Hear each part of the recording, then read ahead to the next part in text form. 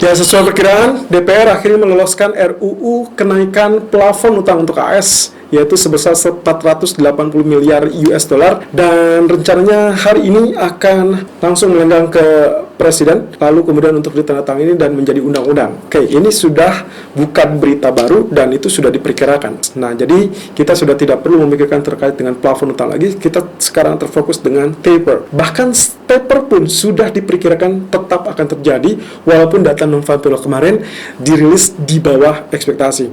Nah, sekarang yang harus menjadi poin utama adalah angka atau besaran berapa setiap bulannya yang akan dikurangi dari pembelian obligasi tersebut. Cek kembali video di hari Senin dan juga Selasa yang sudah saya rekam, termasuk juga terkait dengan perkiraan dari besaran yang akan dilakukan.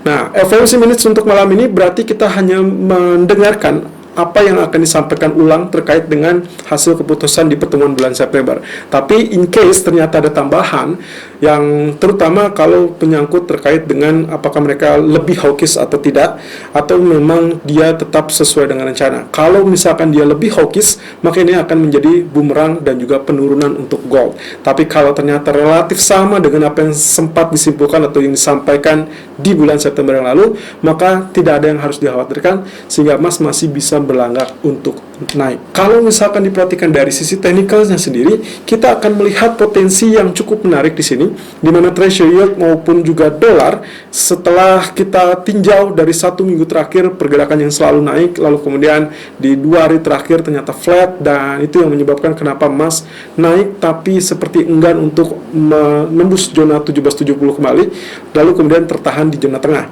Nah, ini adalah alasannya. Kemungkinan potensi yang akan ditunggu adalah terkait dengan data inflasi malam ini. 1930 yang diperkirakan ternyata relatif stabil. Artinya apa? Kalau seperti ini berarti tidak ada yang harus dikhawatirkan sebetulnya terkait dengan panasnya inflasi atau ekonomi AS. Nah, otomatis kemungkinan juga pergerakan dari treasury yield akan mereda, dan kalau Anda perhatikan di grafik H4-nya, saya menemukan sesuatu hal yang menarik yang baru saya sadari hari ini, ternyata terkait dengan rising wedge yang ternyata didukung dengan bearish divergence. Cukup menarik ya, tapi kita lihat di grafiknya nanti, termasuk juga DXY yang ternyata walaupun dia mulai kenaikan terhenti di area resisten, dan guess what? Ya, bearish divergence juga ternyata muncul di area sana. Apakah ini menjadi satu pertanda bahwasanya treasury yield dan juga dolar akan mulai penurunan untuk malam ini?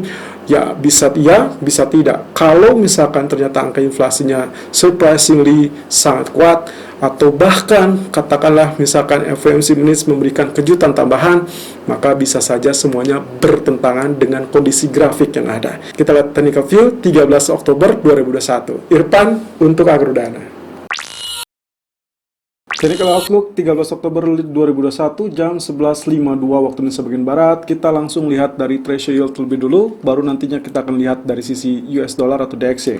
Ternyata kembali mengalami penurunan ya, setelah sebelumnya dia sempat spike, lalu kemudian betul saja yang kita curigai ternyata dia terhenti tepat di atas areal yang kurang lebih menjadi target dari ascending triangle sebelumnya ya. Kemudian yang terjadi kemarin adalah dia tiba-tiba turun ya, atau ditutup dengan bearish candle. Anda bisa lihat sini merah. Kemudian juga kalau misalkan kita perhatikan ini apa penyebabnya, kurang lebih apa yang sempat kita bahas kemarin adalah terkait dengan obligasi atau lelang obligasi atau auction obligasi di jam 12 malam yang ternyata menghasilkan minat terhadap obligasi tersebut naik ya di 1,584%, sementara previousnya di 1,38 atau 1,338%. Ini berarti kalau misalkan minat obligasinya naik, maka treasury yield-nya yang turun, dan itu persis terjadi. Oke. Kemudian kalau seperti ini berarti kita bisa berandai-andai. Next-nya adalah kalau kita asumsikan ini formasi 3 candle-nya jadi evening star, berarti next candle-nya harusnya bullish atau dialami penurunan. Nah, tapi semua itu baru akan kita lihat nanti malam, terkait juga dengan data rilis CPI termasuk juga FOMC Minutes. Oke, kita tandai saja level low ataupun level support 1.569 sampai saat ini 1.572. Tadi malam dia sudah sempat tersentuh. Kemudian kalau kita lihat dari grafik, di sini ya, bagian MACD-nya masih baru akan cross, atau lebih tepatnya baru akan belok. Jadi kita masih belum bisa lihat atau menilai dari kondisi MACD-nya. Sementara kalau dilihat dari kondisi H4, Potensi dari rising wedge lagi-lagi saya kemukakan bahwa ini bisa terjadi ya, seperti kemarin 1 2 3 4 5, berarti nilai syaratnya dia harus tembus. Apakah dia akan tembus? Ya, kita tunggu saja. Karena di MACD sendiri dia sudah mulai crossover dan ya ini bagian yang terpenting ya, histogramnya sudah berwarna merah. Oke, saya melihat sesuatu hal yang cukup menarik berarti di sini ya. Coba kita perbesar bagian MACD dengan bagian ini. Oke, kalau Anda perhatikan ya, ini adalah areal price di mana dia cenderung naik ya, puncak ke puncak dia naik. Sementara kalau Anda perhatikan di bagian MACD dia kecenderungannya turun ya, dan ini berarti kita mendapati bearish divergence. Oke, berarti confirm ya. Kalau misalkan ininya naik, lalu kemudian juga dalam rising wedge, kita tinggal tunggu terobosan ataupun penembusan dari support, ternyata MACD juga menunjukkan bearish divergence, maka kita akan melihat potensi dia dengan mudahnya untuk ditembus. So, confirm untuk posisi kita untuk melakukan buy emas harusnya sudah cukup bagus ya. Kita lihat dari sisi DXY-nya dulu. Nah, DXY-nya kemarin dia masih mengalami kenaikan, lalu kemudian dia agak terhenti di level resisten biru. Ini adalah area resisten yang kita tandai di grafik daily. Ya, betul sekali. Dan daily-nya kita masih tunggu ya. Ascending broadening wedge. Ini masih tetap kita tunggu apakah rejection-nya confirm atau tidak. So far sih ya. Jadi dia naik tapi tertahan.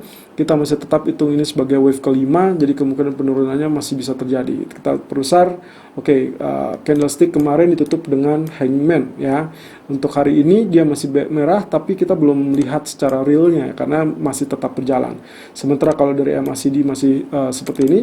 Nah, histogram sudah berwarna pudar ya. Kita lihat ini berarti kekuatannya sudah mulai melemah. Oke, kita lihat kembali di grafik H4-nya, berarti kita bisa andai-andai di sini.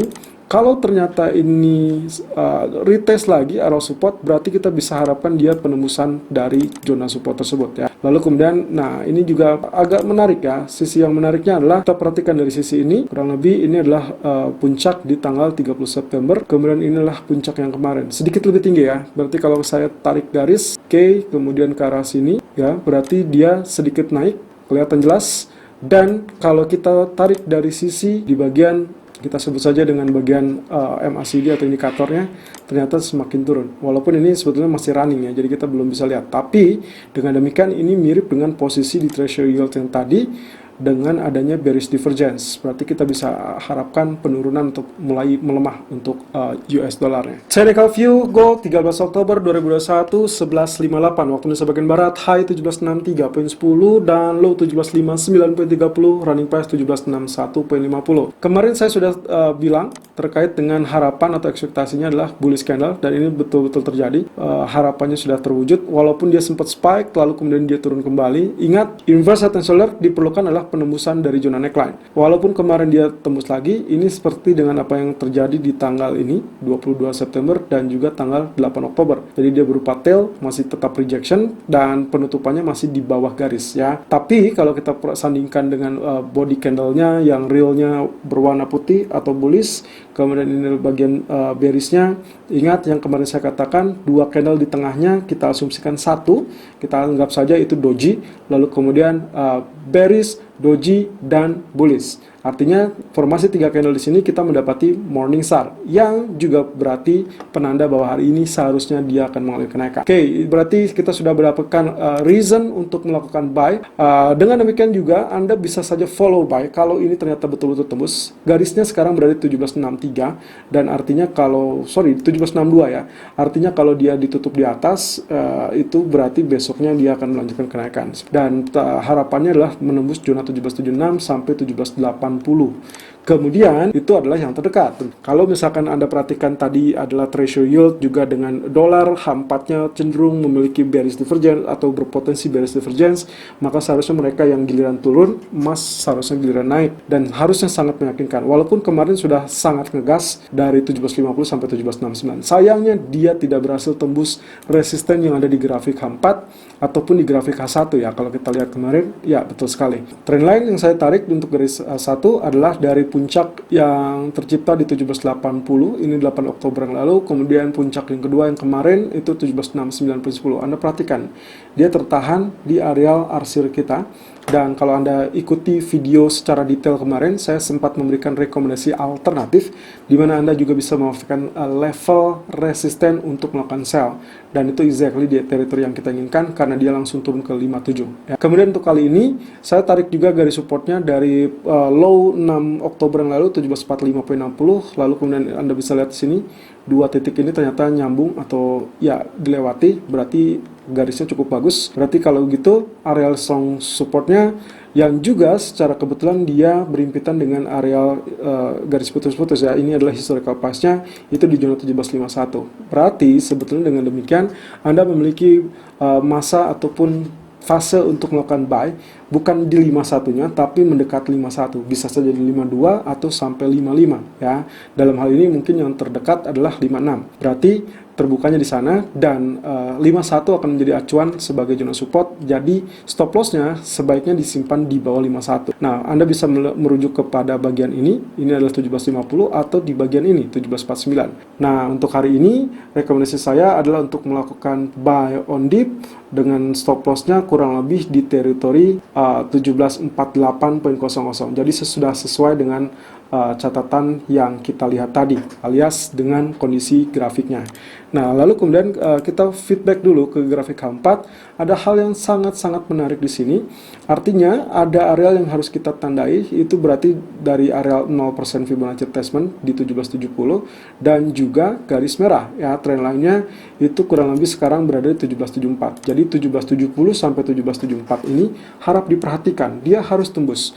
Artinya kalau misalkan pun katakanlah dengan teritori yang tadi, di sini berarti kita mendapatkan 64. Kalau Anda follow buy, hati-hati di areal 69 dan juga di grafik keempatnya ternyata banyak rintangan di areal 70 sampai 74. Jadi Anda jangan dulu senang, jangan dulu bahagia saat dia melakukan penembusan di zona resisten 1764. Karena kemungkinan kita masih tetap harus berjuang atau bullish harus tetap berjuang sampai at least 1774. Dan untuk level support saya tetap perhatikan 1741. Artinya kalau Anda ingin melakukan sell, ya kembali lagi di grafik H1-nya, kalau misalkan dia tembus 48, Anda boleh follow sell tapi hati-hati di 45. Jadi yang paling aman adalah sell di bawah zona 1745. Selalu gunakan stop loss dan risk management sesuai dengan equity dan strategi trading Anda.